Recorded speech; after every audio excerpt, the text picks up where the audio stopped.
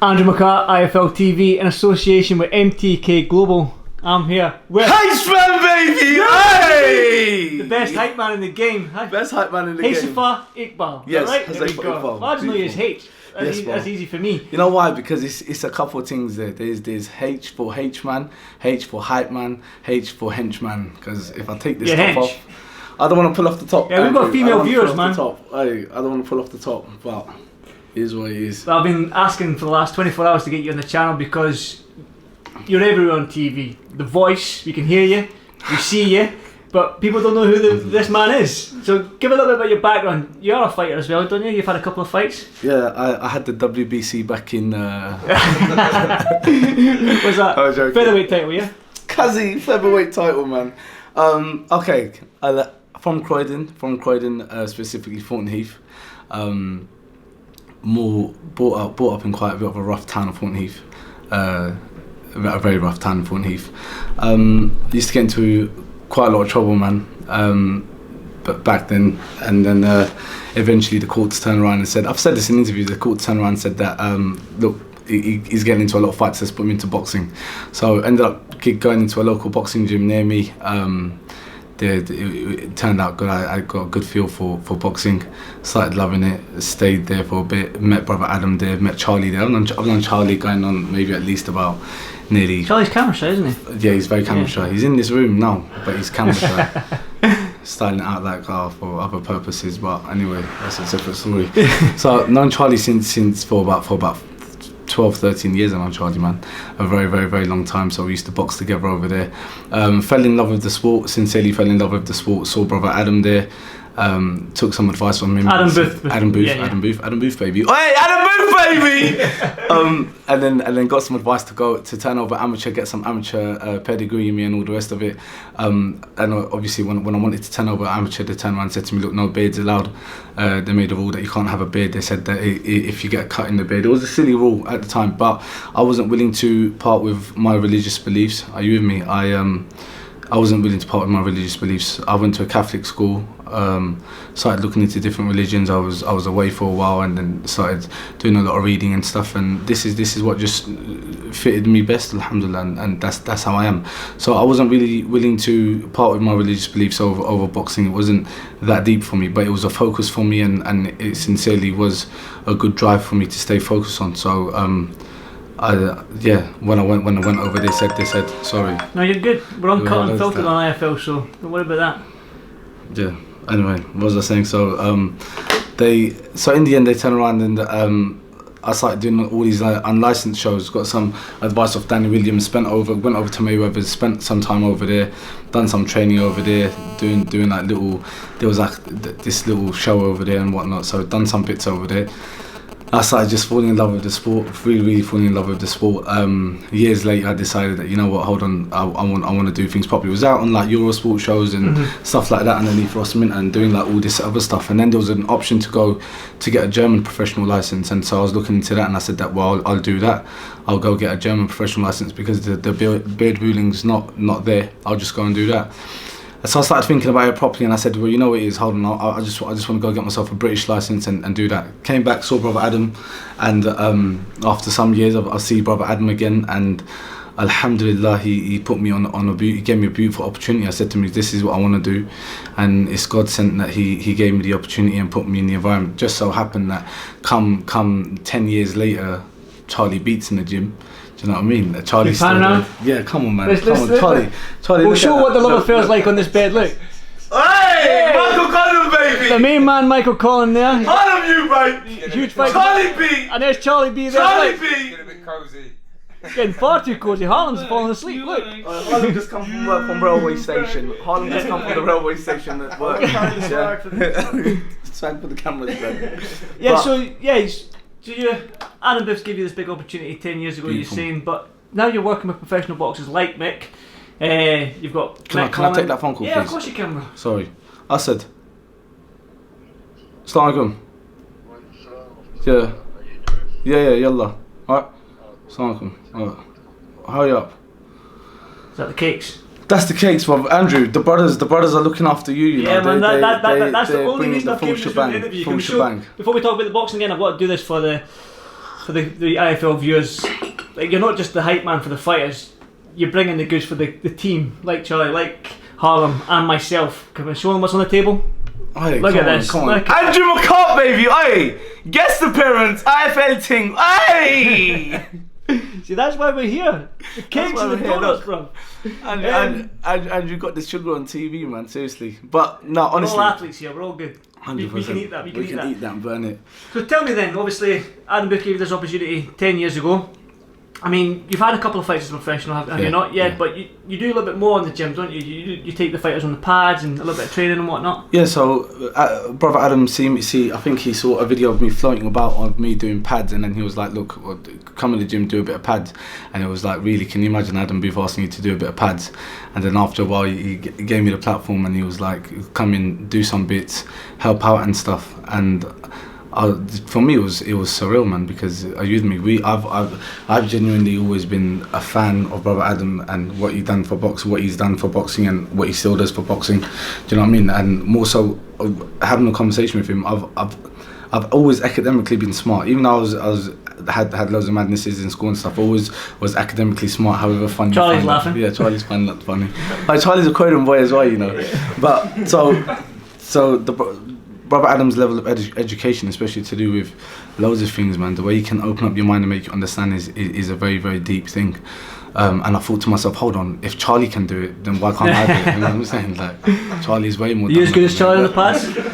No, I'm not going to say I'm better than Charlie. Seriously, I'm not going to say I'm better than Charlie. Charlie's got big hands, big feet, and a big wave. But you bring your own style to the game, do you not? You know, like I said, honestly, sincerely, I have always been the loudest in the room, man. Even in school, I was always the loudest guy in the room. I think I probably have to thank my older brother for that, because I was that hype kid in school, like, yo, brother, if you want hype with me, I'll get my brother, you know. I was always that, so that gave me the confidence to do that. And then one day my brother turned around and said, listen, brother, you got to deal with your own shit, don't be calling my name. So I was like, yo, blood, I need to back up this hype. So I've done that, and I think brother Adam's given me a place and a home where that hype belongs. Do you see what I'm trying to say? Yeah, definitely. And it doesn't fit with everyone. There's times where you have to tone it down for certain people and all the rest of it. I'm not sure you turn it down for anyone. Well, not with hold on. If you catch me around certain people, and I'm specifically gonna say Mick Conlan, he's got me. I just said tell a story. There was a tour guide downstairs at the front of the hotel. Yeah. Some guy's telling them about the history of Belfast and all this sort of stuff. You just rocked up and said, "Hey, Michael Conlan, baby!" You know, he interrupted the whole tour. So here's the Brothers galore! Hey! Conlan! Yeah, there's a full squad coming in now. Entourage, Entourage. Alhamdulillah. Hey, you got Where's Andrews? Where's Andrew? Hey, show them the business, Issa. Yeah, Issa. Is this just for me? No, I'm not gonna lie. Listen, I'll be lying on camera. If it sounds better on camera, I say it. But 100%, we had to bring something for you, Andrew. But I appreciate that. Look at that. I don't think cooking a Numa, this is probably the best interview I've ever done. Good. Andrew, that's my little brother, baby. You good? Yeah. You don't make yourselves come up. Yeah. H. Yeah, me planning on that. There you go, baby. And this is part of the balanced diet. Yeah. Everyone knows that. Everyone knows that. There's plenty of protein, carbs, sugar, the rest of it in it. Hey, H, are you going to be able to do a serious interview with the squad here? Yeah, 100%. Yeah? Yeah. Seriously. So keep it quiet. Right, everyone keep down now. Everyone touch. Hey, now that bed's got a little bit comfy. So we were talking there about Adam Booth giving you this opportunity and stuff like that, but you're starting to work with some elite fighters. You've got Mick Conlan, Josh Kelly's a good fighter. You've got now Big Joe Joyce who's came into the gym. I mean, you've got some great fighters coming through, haven't you? So the opportunity for you is great that Adam's gave you, isn't it? It's beyond great, man. It's alhamdulillah. I praise God so much, and praying 5 times a day is not enough for me to thank God for the opportunity He's allowed Adam to give me, because I got my trainer's license now, so I got my coach's license as well, and it's Adam that's paving the way for all of these things to happen. I'm there learning from him. Are you with me? I'm there learning from him, and he's had a very serious conversation with me with what he believes I can do with my future and what he wants me to do with the future as far as boxing brief is concerned. And I'm there learning. Are you with me? I'm there learning, and 100% the pressures are there, because these guys are trying to prepare for serious fights, and it's important that people like me and Charlie that got the pressure on our backs with Brother Adam's eyes over us, that we're on point with what we do. And can I ask a question? Sorry for interrupting you, H. Like, you've got fighters like Mick who are established with Adam and stuff like that, but are you and Charlie looking to bring in sort of your own fighters that it's just you that's going to train, you're going to take on under your wing rather than helping Adam out, if you know what I mean?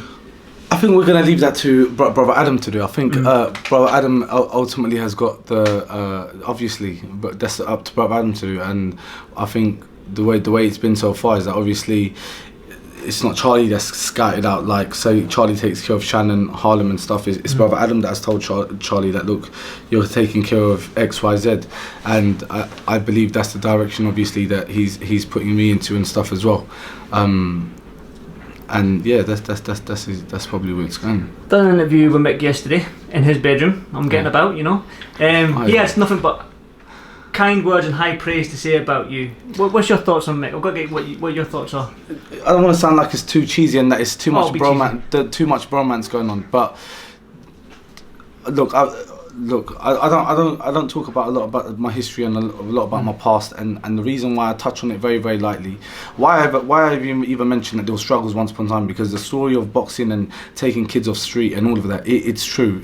It genuinely is true, and I've seen it. I'm a product of it, and that is legit 100%. Are you with me? Yeah.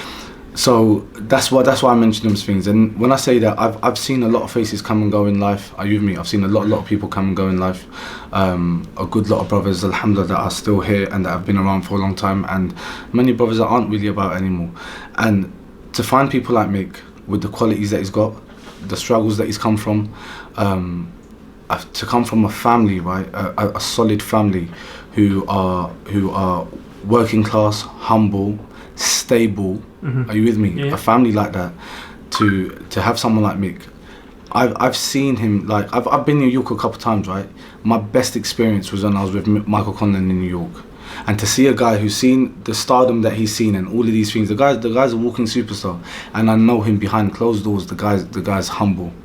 All of my guys around me, they don't take a liking to just anyone. Yeah. Do you see what I'm trying to say? They don't care. Especially, being honest with you, practicing Muslims, they don't really care about any of this stuff. They don't care about cameras, lights, all of that, because we focus a lot on being good people and preparing for death. This is what Islam is teaching, right? So when you find someone like Michael and you see what he's like behind closed doors, and you see the realness in him, and you can relate so much, and you have so much in common, that bromance is going to kick in. Do you see what I'm trying to say? And there's plenty of times where his honesty's kicked in, and we've had honest, deep conversations when wherever we're away, and Charlie's about now. Even Harlem's been around more so recently. The way we're getting on, the way the team gets on, I'm saying, especially when it's like one of Mick's fight weeks and stuff, it's a house on fire, man. It's hard not to develop a deep relationship with someone when, despite everything that's going around him, everybody wants a picture, everyone wants a signature, but he's still so open-minded. You can have deep conversations with this guy. Do you see what I'm trying to say? He's like a rainbow cake. I think he wants to be described as a rainbow cake. That might be my title. Yeah. Mick Conlan's like a rainbow cake. Mick Conlan's a rainbow cake. And there's just layers of goodness in this guy. There's layers of goodness in this guy. That's what I'm trying to say. You happy with that, Mick? Don't do it! I'm gonna cry. I'm gonna listen. Don't cry, man! Well, you've obviously think of Mick quite highly in that, but obviously Harlem's sitting there waiting for his piece. To be honest, I don't really give a shit about Harlem. He's right there. No, joke. He's right there. No, 100%. Like I said, I think I've spent a lot of time with Mick, and in all honesty, I'd say that's the relationship. I'd say more thank you to Mick for that than anything else, because look, they're fight weeks, right? Their fight weeks. There's so many different fights. Sometimes they want to be left alone. If people want to be left alone, and Mick says to me, "H, come, stay with me. Let's jam. Let's talk X, Y, Z." Right? I don't look over those things. I don't look over those things. I look at them and I think, look, there's a reason why my man's asked for my company. Yeah. What is that reason? I thank Allah for that first, and then I think to myself, you know what it is. The brother's shown me this much love, this much loyalty, and this much goodness. Are you with me? Yeah, I have to owe him everything, and that's how it is with me. His family are so good. Jamie talking to brother Adam gave me the platform. Charlie training me for my debut, and he knows in it secretly how much that meant to me, more than just anyone else. We wasn't brought up in boxing. I wasn't brought up in boxing. In fact, there's not one athlete that come from my entire Pakistani generation. Do you understand? My family tree. There's not one professional athlete. So I have loads to be thankful for, and the first point of that is that I thank Allah first. I thank Brother Adam for putting together such a beautiful team. Like, and I think when I get spiritual on it, it's deep because me and Charlie known each other for how many years? I'm saying like 12, 13 years I've known Charlie, right? 12, 13 years. You're like chalk and cheese. He's quiet and you're loud as. But Andrew, I have to make up on Charlie's behalf. Because Charlie don't want to talk nothing. I have to make up. I have to be loud, and I'm saying that then 100% naturally, me being loud and all these things, these guys they amplify my energy. Are you with me? They amplify my energy on a mad scale, and the permission to do that. When someone looks at you and they're like, "Yo, do your thing," you're smiling, you're happy, you're just making up as much as noise. And with that, what I'm saying, the bonus is that look how much other loyal brothers. I'm saying the whole team has picked up. Look at how much loyal brothers the team has picked up. Are you with me? You see the way in today. Ruiz was about to get punched up, by Bear Croydon, man. Yeah. we had to allow it, yeah. But so I'm grateful. I'm very grateful. I thank God. I thank Brother Adam. I thank the team. I thank Mick for showing me the love that he shows me. Are you with me? And. Because see fight weeks for some fighters, especially on my side of the camera, it's hard for me to approach a fighter who's making weight and try and get engaged with him a little bit. Mick's he's different, he's quite engaging, especially on fight week, but some fighters and their teams are like, tomorrow after the weigh-in we'll do the interview, or meet me here, do the interview, just 5 minutes. But you bring a different element to fight week, because you're still bringing in the donuts, you're still bringing in the cakes. I'm not trying to be funny here, but the cakes, the donuts, the hype, the yelling, the screaming, you bring it all, and you bring that with you. So, on your part, for you, as the hype man, you're bringing something different, aren't you? I don't want to pick myself up. I don't want to pick myself up. Money can't buy him.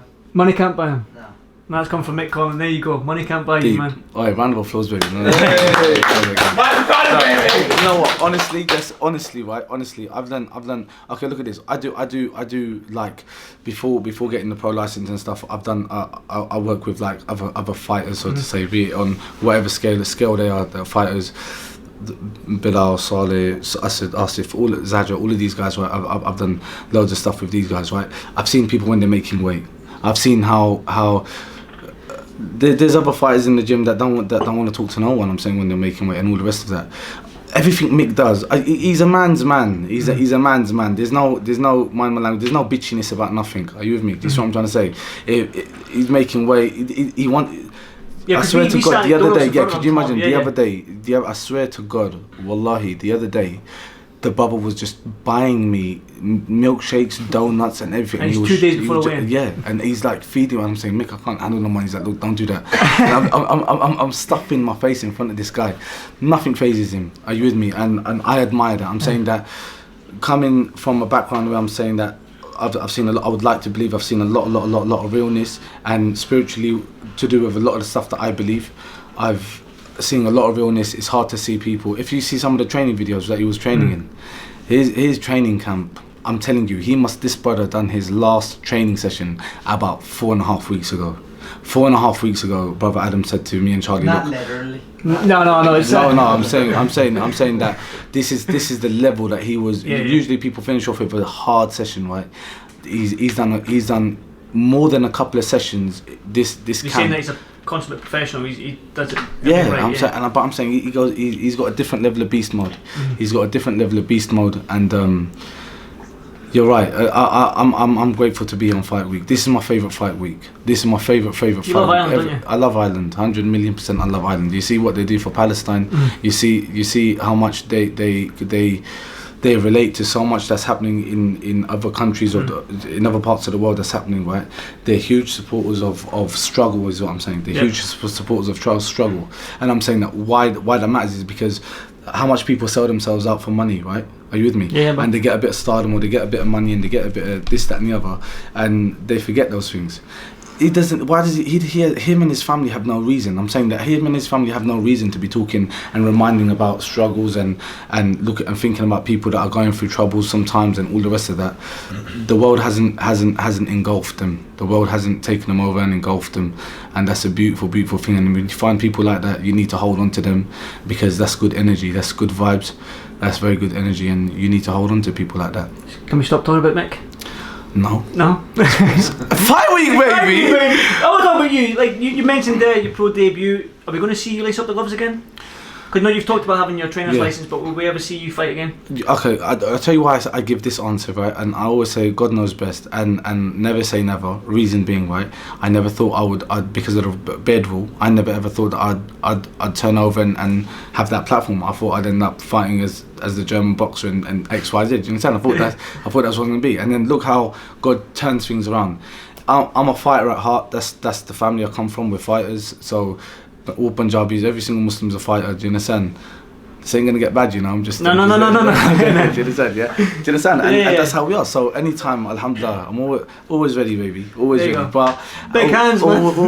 always ready. Always ready for a little rock up anytime. Yeah. And will you lace up the gloves then? I'm not one you fight in the street. That's up to Brother Adam. Yeah. That's up to Brother Adam.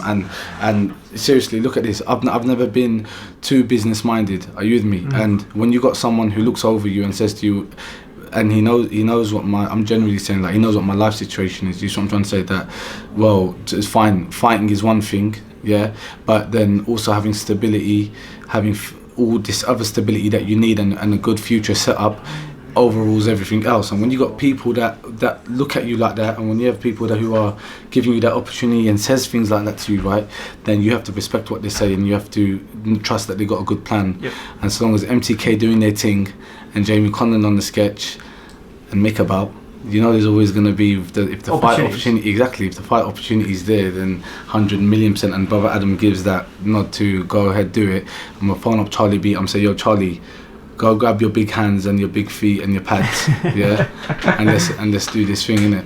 Because was it not talk? I think you told me last Belfast show and maybe the MTK one. You mentioned something about Dubai, fighting out in Dubai. Is that? No, yeah, but that would have been nice if I would have. I think that was a conversation with me and Mick once, and we were saying that could you imagine me on the Dubai show? And I was like, yeah, that was like after the last fight. I was like thinking, yeah, if there was a November show, and there was like an opportunity to fight twice in the week, then 100% that was the show that I would have loved to be put on. It's pro Arabs, Pakistanis, Muslims, everyone's gonna come there. It will be a mad absolute shutdown. All the brothers will come. They come here for Mick. Can you imagine? Man. I've seen him at the press conference. It's a beautiful thing. And me, I'm taking over. I'm punching up Harlem every day in the gym. You understand? I'm punching up. I'm taking over, yeah. So I just need the camera there. What are you taking over? That's a good selection of donuts. You know? That's a good selection of donuts. Another 12 over there. That's a good selection of donuts. 24. 24. Jeez. And yeah, I was just saying that I'm taking over in the gym. I'm punching up Harlem most times in sparring. Yeah, that's a light welter though. Felt like a heavyweight. I was trying to crack a joke. He just flipped it on me. And, so, like I say, I mean, fight week is always fun when you're around. Thank you, Andrew. Sheldon will probably vouch for that. Sheldon, yeah? You've just met the guy today? Well, I knew him about half an hour before he knew. Speaking to him for half an hour, I don't even know my name. Sheldon's a nice guy, you know. He's a good guy, he's a good guy. Nice Sheldon's guy. waiting for this interview to finish so we can talk. I know why That's the reason I come up here. Sheldon come for the donuts, and we're happy with that. We don't mind that because it's in support of MTK, so it's permissible. I'm taking my camera off because you know what's going to happen. I want the hype machine to go and I want the squad in it. You ready for this? You ready for this? We're gonna do the content. We're gonna do the content. We're gonna do go on H. We're gonna do the content show. Get in. We should have introduced everyone. Really. Yeah, do that. Okay, we got Pugsy. No, we got Oman, Charlie B, Harlem, Michael Conlan, baby. Hey! We got Asif Khan, Isa, Bilal, Yusuf, Zaja, Asad, Ferret, Fahad, the little bro Saleh. Yeah. I'll remember everyone's name, don't worry about that. Good stuff. Go on, H! Let's go, Michael! Go on,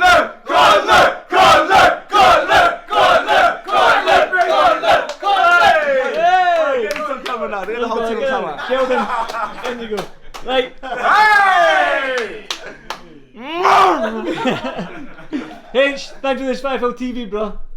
Spud me. Thank you.